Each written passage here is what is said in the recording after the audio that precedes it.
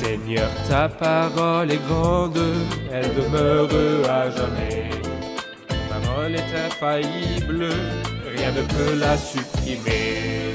Bienvenue, chers spectateurs, ainsi que tous nos spectateurs partout dans le monde, dans un nouvel épisode de notre émission d'études quotidiennes Toute la Bible.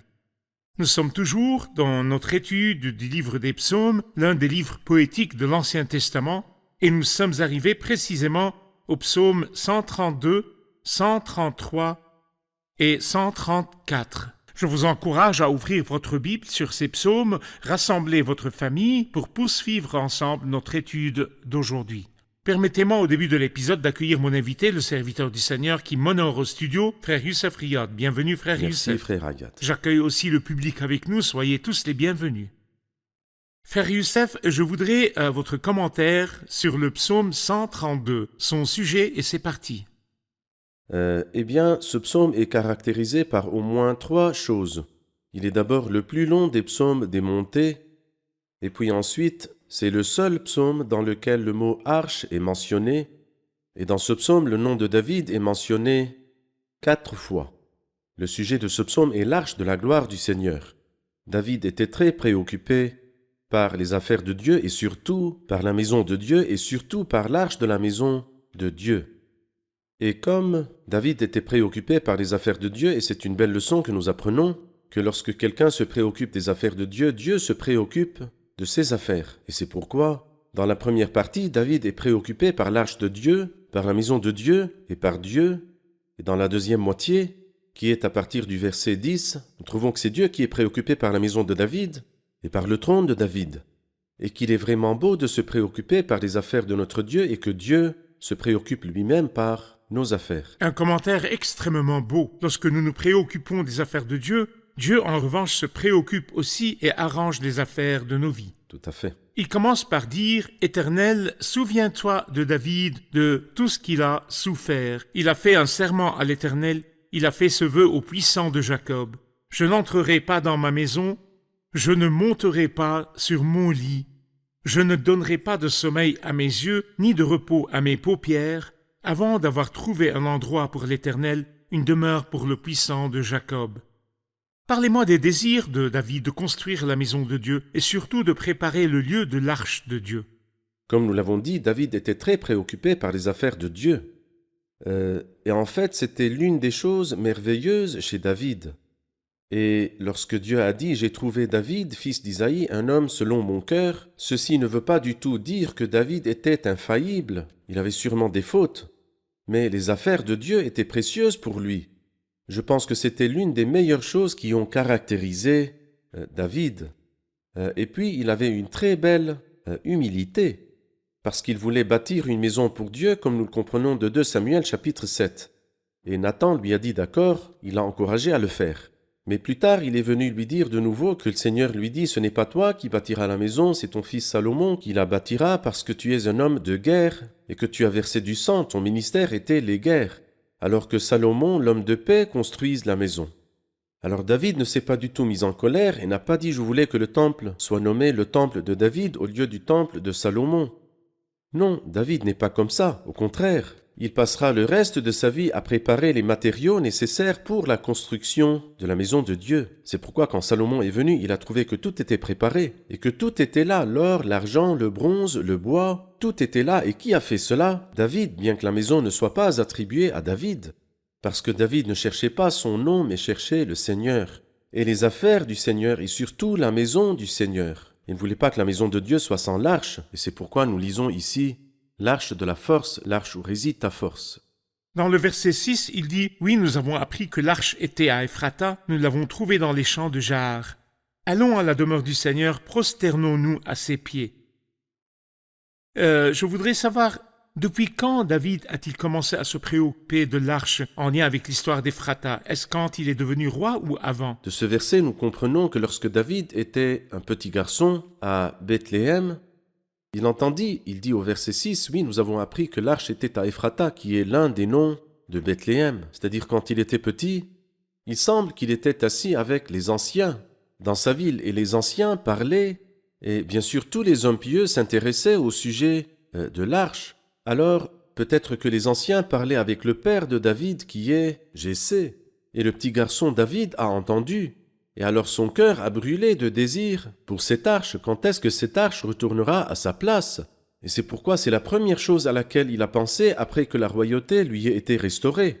Comme il est écrit dans le 2e livre de Samuel, chapitre 6, la première chose à laquelle il a pensé était de ramener l'arche à sa place. Et dans le chapitre 7, il voulait construire une maison pour Dieu. Il dit à Nathan, « Voici donc j'habite dans une maison de cèdre, tandis que l'arche de Dieu est installée au milieu d'une tente. Non, cela ne marche pas. » Il avait des désirs fidèles.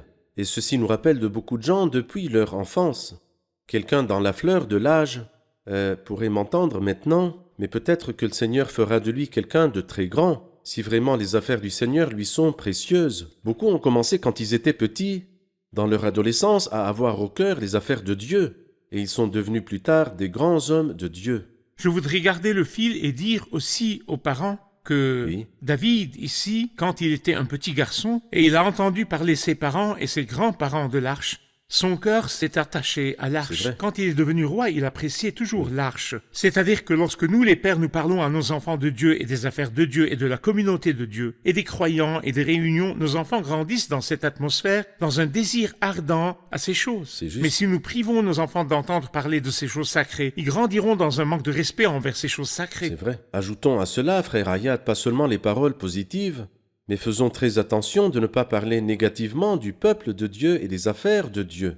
Parce que lorsque nous parlons négativement de ces affaires, cela influencera les enfants sans que nous le sachions. En effet, les propos négatifs sur le peuple du Seigneur font que nos enfants détestent le peuple du Seigneur et font aussi que nos enfants quittent ces réunions C'est vrai. après cela sans jamais y revenir. Le verset Tout à fait. 8, « Lève-toi, Éternel, viens à ton lieu de repos, toi et l'arche où réside ta force, que tes prêtres aient la justice pour habit et que tes fidèles poussent des cris de joie. » Commentez là-dessus, s'il vous plaît.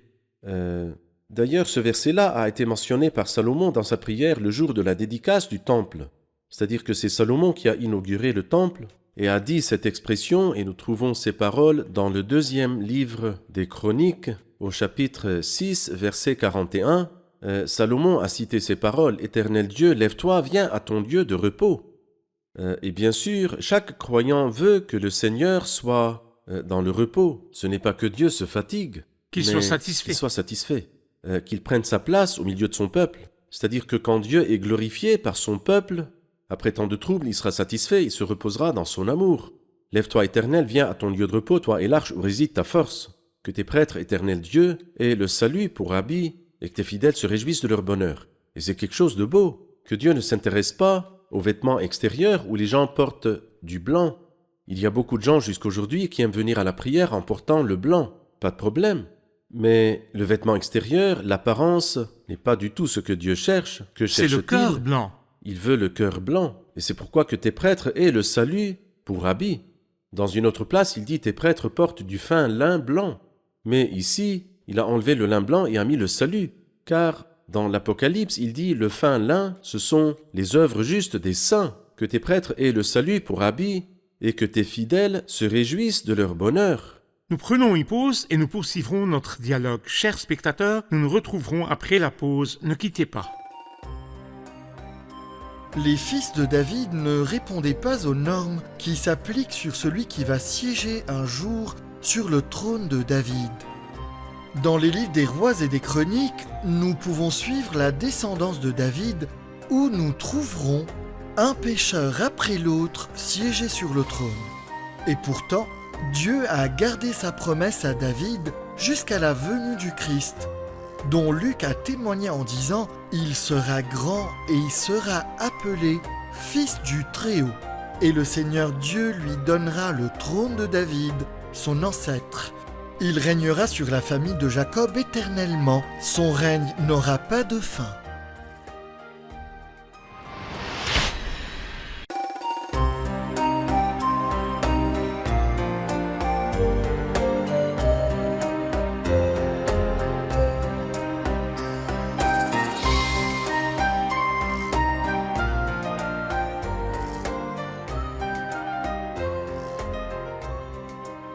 Nous sommes de retour, chers spectateurs, pour poursuivre notre étude et maintenant nous écoutons une question du public.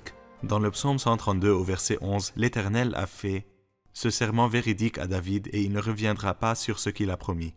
Qui est le sujet de ce serment? Qui est le sujet du serment, frère Youssef? Est-ce Salomon ou bien autre que Salomon?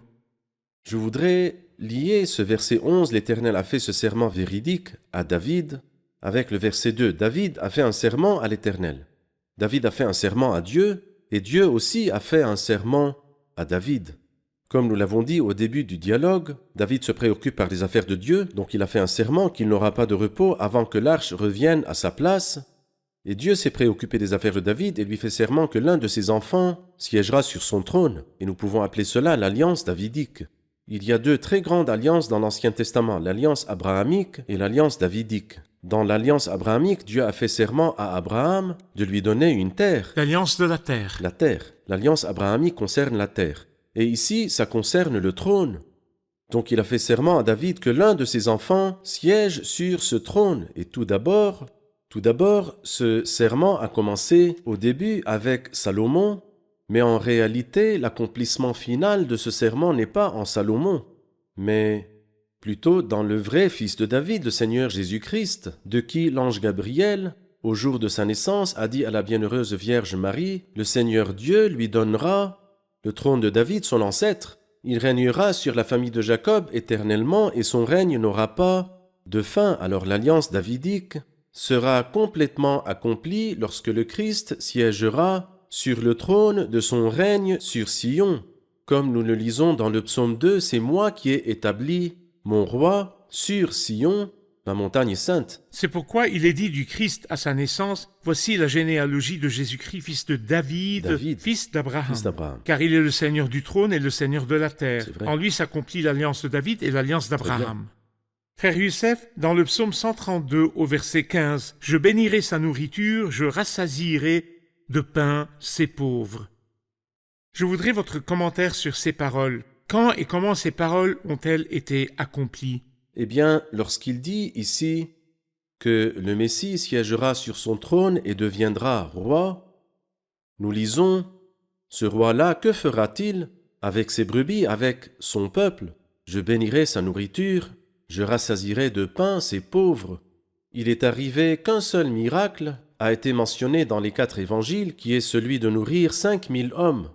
Et nous lisons par exemple dans Jean chapitre 6 que immédiatement après ce miracle, le peuple avait l'intention de l'enlever et le proclamer roi, car ils ont dit « Peut-il y avoir un meilleur roi que celui-là? Il nous a nourris de pain et de poissons à partir de 5 pains et 2 poissons. Il nous a rassasiés et il reste 12 paniers. » Alors donc, lorsque le Christ régnera, la prospérité remplira tout le pays et sera accordée à tout le peuple, et cela arrivera dans les bienheureux jours où le Christ régnera vraiment sur toute la terre. Aujourd'hui, nous voyons tout cela d'une façon partielle ou bien spirituelle. Lorsque nous nous rassemblons au nom du Seigneur et qu'il prend sa place au milieu de nous, il bénit la nourriture, il nous donne à manger, il nous rassasie de ses belles mains d'une nourriture spirituelle.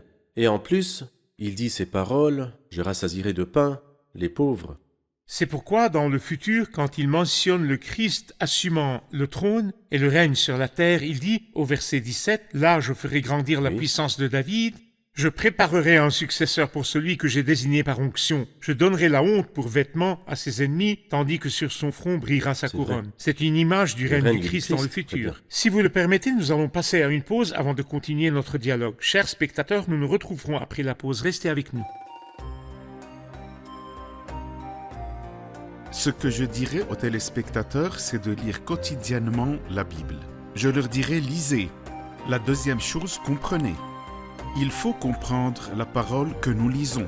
Paul dit à Timothée, « Comprends ce que je dis et que le Seigneur te donne en effet de l'intelligence en toutes choses. » Prie le Seigneur pour qu'il t'ouvre l'esprit pour comprendre la Bible. Nous lisons qu'il ouvrit l'intelligence des disciples afin qu'ils comprennent. Ne vous contentez pas de lire et comprendre, mais retenez aussi des parties de la parole de Dieu. Et en plus de cela, après l'avoir retenu et compris, mettez-la en pratique dans votre vie.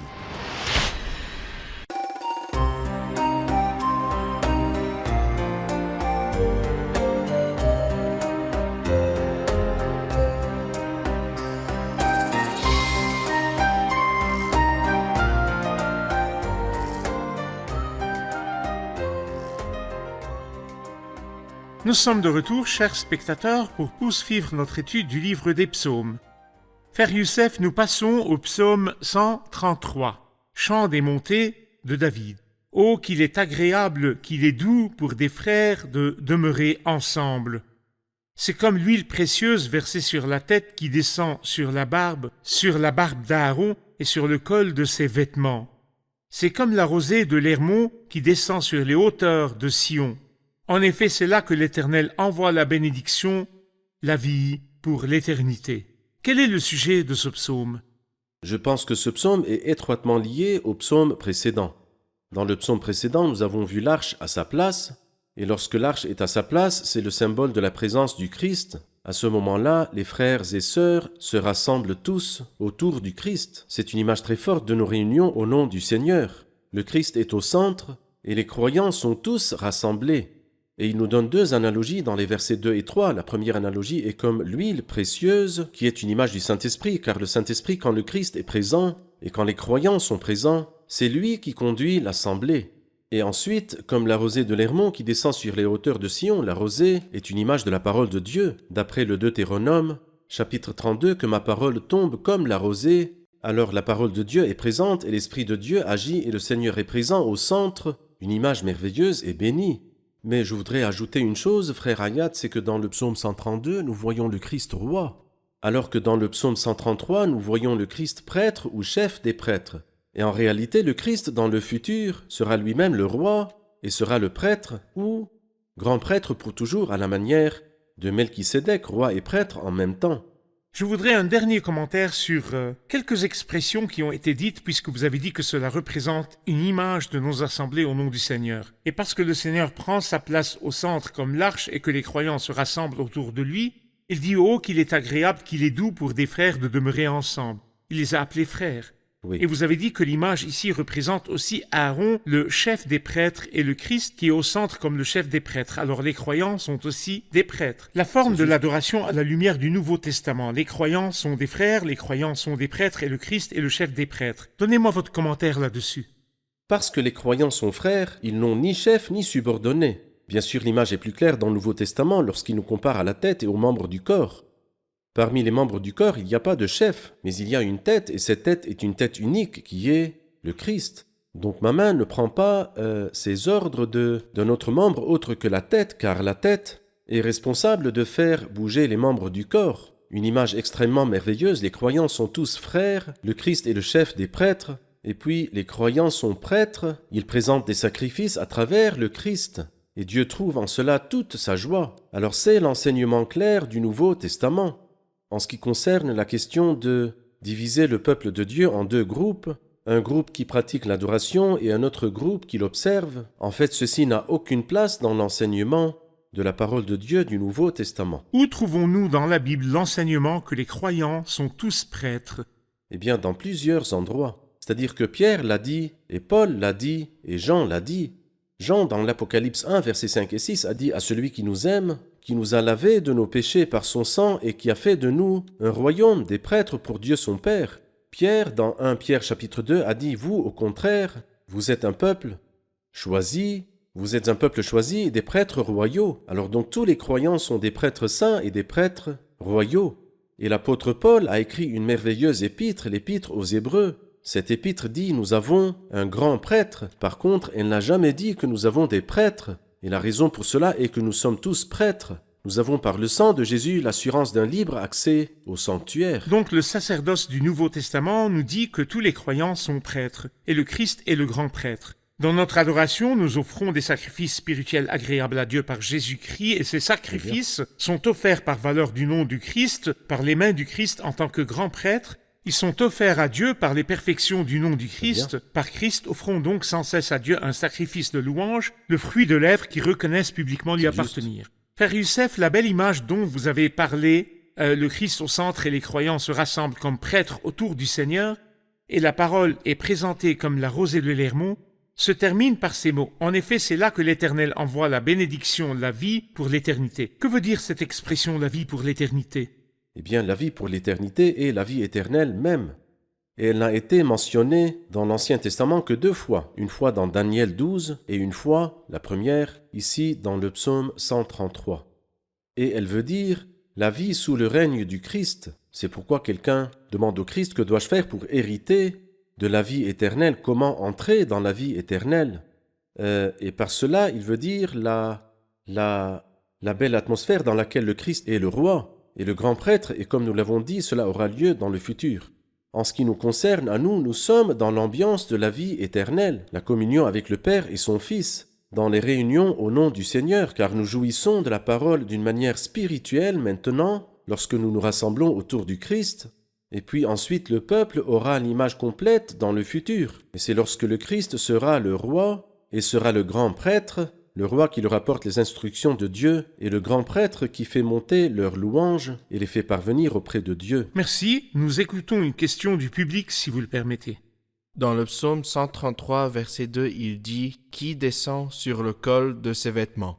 Quel est le col de ses vêtements spirituellement? Que comprenons-nous de cela? Vous avez dit que c'est une image de réunion au nom du Seigneur. Et Aaron, en tant que grand prêtre, représente le Seigneur qui est le grand prêtre. L'histoire du col de ses vêtements, de quoi nous parle-t-elle moralement et spirituellement? L'huile précieuse versée sur la tête, la source de consolation et de rafraîchissement est la tête qui est le Christ. Mais l'huile descend sur la barbe. Certains ont dit que la barbe représente les enseignants.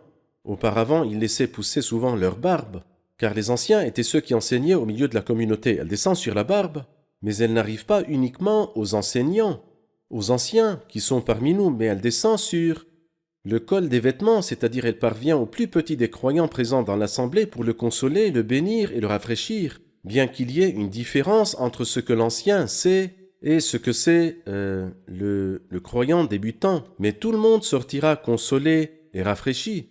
Et en plus de cela, le col des vêtements d'Aaron portait des tintements et des grenades. Et on dit que le tintement, qui est une cloche qui sonne, est un témoignage. Et les grenades sont un fruit. C'est comme si le Seigneur nous réclamait des fruits et nous réclamait un témoignage. Et comment produire un témoignage et comment produire du fruit à travers cette huile précieuse qui descend jusqu'au col des vêtements. Car par ma propre force, je ne peux pas témoigner et je ne peux pas non plus produire du fruit. Mais le fruit est celui de l'Esprit et le témoignage est celui du Saint-Esprit qui témoigne en nous, comme dit le Christ, parce que vous êtes avec moi depuis le début. Très bien, et pour que nous portions du fruit et que nous ayons un témoignage, que nous jouissions de cette huile précieuse qui descend jusqu'au col des vêtements, nous devons être en adoration au col des vêtements. Ils se sont tenus à tes pieds, ils ont reçu tes paroles. C'est vrai, c'est beau. Quel est le sujet du psaume 134? Est-il lié à ce qui a été dit dans le psaume 133 à propos de la réunion au nom du Seigneur? Eh bien, je pense qu'il est lié, en effet. Psaume 132, l'arche est au milieu. Psaume 133, les frères et sœurs sont rassemblés et ils entourent cette arche-là. Ensuite viennent des bénédictions ascendantes et des bénédictions descendantes. Des bénédictions qui descendent du ciel sur le peuple de Dieu et des bénédictions qui montent du peuple vers Dieu. Lorsque nous nous réunissons, il y a cette double image. Par nos louanges et nos actions de grâce, nous faisons monter la bénédiction vers le haut, et quand vient le temps du ministère de la parole, la bénédiction descend du haut jusqu'en bas. Et c'est ce qu'il dit ici, « Ô bénissez l'Éternel, vous tous serviteurs de l'Éternel qui vous tenez dans la maison de l'Éternel pendant les nuits. Levez vos mains vers le sanctuaire et bénissez l'Éternel. » C'est la bénédiction qui monte vers le haut. Mais juste après, dans le verset 3, « Que l'Éternel te bénisse de Sion, lui qui a fait le ciel et la terre. » Le psalmiste parle ici de la bénédiction et de l'adoration dans la maison de Dieu pendant les nuits. Mais quand la nuit finira-t-elle? Et quand viendra le jour où l'adoration sera éternelle en l'absence de la nuit? C'est vrai. Parlez-nous de cet état. Eh bien, en ce qui concerne le peuple terrestre, leur plus grand espoir est le règne millénaire, et dans le règne millénaire, il y a le jour et la nuit. C'est pourquoi ici, il parle d'une image merveilleuse, mais qui vous tenez dans la maison de l'Éternel pendant les nuits. En ce qui nous concerne, dès que le Christ viendra et que nous arriverons à la Jérusalem céleste, la Bible sainte nous dit « Il n'y aura plus de nuit, nous ferons nos adieux à la nuit, le moment où le Christ viendra nous enlever. » La nuit, dans toutes ses significations négatives, de confusion, d'anxiété, de manque de clarté, de tristesse, tout cela sera terminé au moment où le Christ viendra nous enlever. Que Dieu vous bénisse, frère Youssef, j'apprécie beaucoup l'étude avec vous. Merci beaucoup. Nous allons revoir l'épisode avec notre public. Qu'avons-nous appris de l'épisode d'aujourd'hui? Dans l'époque actuelle, nous voyons que les gens se fatiguent beaucoup et endurent beaucoup, et nous entendons beaucoup dire qu'il n'y a pas de bénédiction ni par les enfants ni par l'argent. La Bible nous donne la meilleure affaire gagnante qui est que lorsque je m'occupe des affaires de Dieu, Dieu s'occupe de mes affaires à moi. Mais la différence est que lorsque je fais à ma mesure à moi, mais lorsque Dieu donne, il donne à sa mesure à lui. Très bien, d'accord. Ce qui est encourageant, c'est que la consolation dans la réunion au nom du Seigneur atteint l'enseignant et l'ancien et atteint aussi le croyant le plus petit dans l'assemblée. Très bien. La réunion au nom du Seigneur n'a pas de chef, mais une tête. Le Seigneur Jésus est le chef des prêtres et les croyants sont des prêtres qui offrent des sacrifices à Dieu. À ce moment, nous élevons les bénédictions vers le ciel et Dieu dans sa bonté nous envoie à son tour des bénédictions sur la terre. Très bien. Ce qui m'a touché, c'est l'amour de David pour le Seigneur, la façon dont il était préoccupé du Seigneur et lui préparait une maison, bien que le Seigneur lui a dit « Ce n'est pas toi qui construiras le temple », mais il pense et il prépare, il a tout préparé pour la maison avant qu'elle ne soit construite. Très bien. Notre réunion autour du Seigneur, c'est là que l'Éternel envoie la bénédiction, la vie pour l'éternité. Quelle joie de savoir que lorsque nous sommes autour du Seigneur, il envoie la bénédiction. Et le Seigneur nous fera jouir de sa présence et nous consolera par tout ce qui viendra de lui. Je voudrais dire que lorsque Dieu envoie la bénédiction, qui peut l'empêcher, nous qui avons été bénis par toute bénédiction spirituelle dans les lieux célestes? C'est très encourageant que le Seigneur nous apprend dans le livre que lorsqu'on se préoccupe de lui, il se préoccupe de nos affaires et de nos ministères. Il se préoccupe aussi de nous. Comme s'il répète les paroles du chant qui dit que le Seigneur n'est pas loin là-bas, il n'est pas juste dans les cieux, mais il n'est pas loin de chacun de nous et il voit nos affaires. Il s'occupe de nous et il est toujours avec nous malgré toute notre infidélité. Merci, que Dieu vous bénisse. Merci, Frère Youssef. Nous poursuivrons notre étude dans le prochain Amen. épisode. Amen.